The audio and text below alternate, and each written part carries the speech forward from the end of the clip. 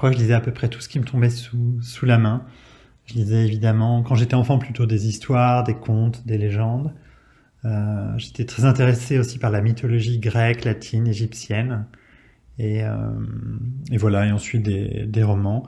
Donc je lisais beaucoup de romans, des documents aussi, parce que j'étais très intéressé par la science, par exemple.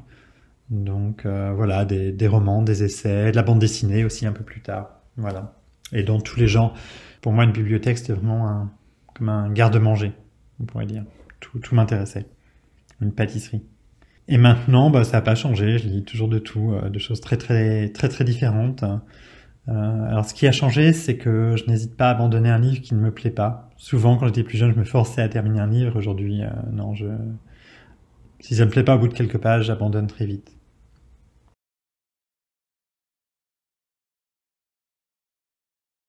Différence, liberté, créativité, résistance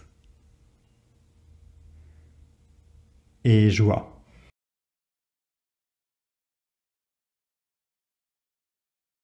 Parce que j'aimais lire, parce que j'ai tout de suite vu et vécu l'importance des histoires, à quel point ça me donnait du plaisir, ça pouvait donner du plaisir aux gens.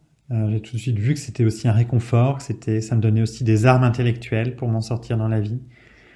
Donc voilà, c'est comme ça que j'ai commencé à écrire, parce que je voulais provoquer les mêmes sentiments, les mêmes émotions, et aussi donner des armes à mes lectrices et à mes lecteurs. Enfin, des armes intellectuelles, évidemment.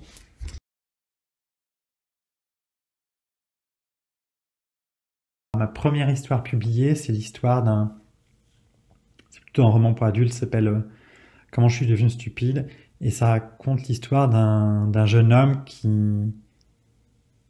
pense toujours beaucoup et ça le rend malheureux, voilà.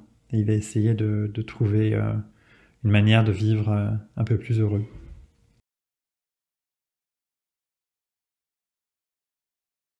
J'en ai toujours plein, là je suis en train de terminer un roman pour ados sur l'écologie, j'ai un roman pour adultes aussi en cours, voilà, j'ai pas mal de choses en tête. Et une BD, la suite d'une BD qui va sortir en septembre prochain, adaptée d'un de mes romans qui est sorti à l'école des loisirs il y a quelques années. Voilà, il y a une autrice de BD qui l'adapte et on va écrire maintenant la suite. Voilà, merci à vous. Ciao.